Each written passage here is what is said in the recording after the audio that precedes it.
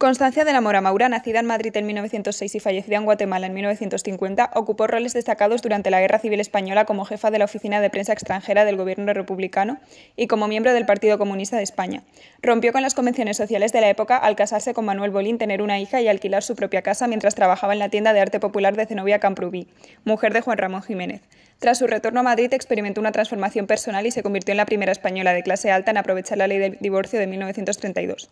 Se casó por segunda vez y vivió en Roma y Berlín de 1933 a 1935 junto a su esposo, Ignacio Hidalgo de Cisneros, agregado de aviación en ambas embajadas. Tras el golpe militar de 1936, Constancia y su marido se unieron a la República y se radicalizaron al unirse al Partido Comunista.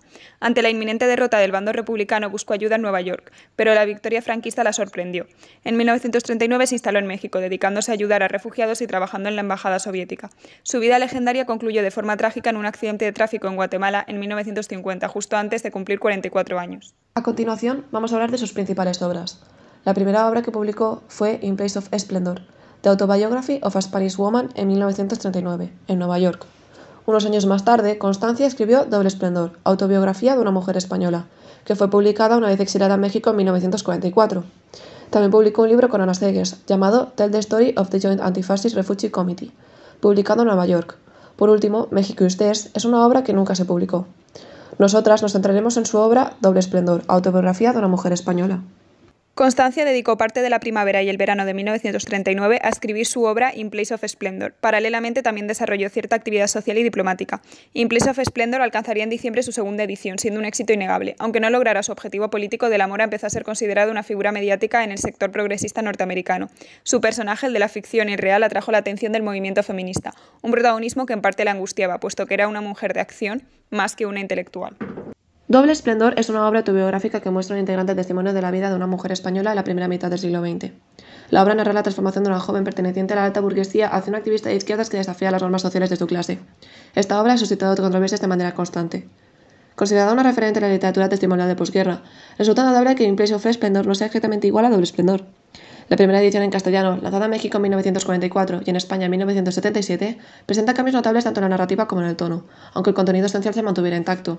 Un ejemplo de ello es el siguiente fragmento.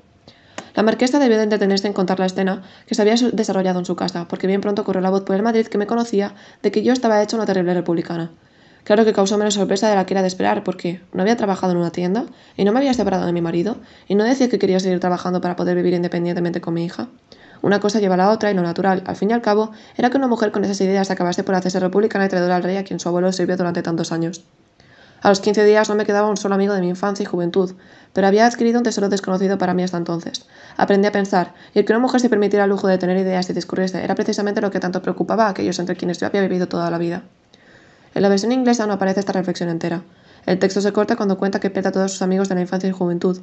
Deja sin mencionar la parte positiva de su condición republicana, la adquisición de un pensamiento propio y libre. En Tramas, libros, nombres para entender la literatura española de José Carlos Meiner no se encuentra el nombre de Constancia de la Mora.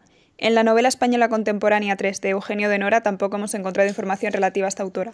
Por lo que hemos podido comprobar, esta escritora, pese a ser brillante y una gran revolucionaria para su época, no se mencionan manuales de relevancia como son los de Eugenio de Nora o Meiner. Se queda, por lo tanto, fuera del canon. Sin embargo, debemos agradecer la investigación y divulgación de autoras como Soledad Fox Maura e Inmaculada de la Fuente, que recuperan la vida y obra de esta importante figura de la posguerra española.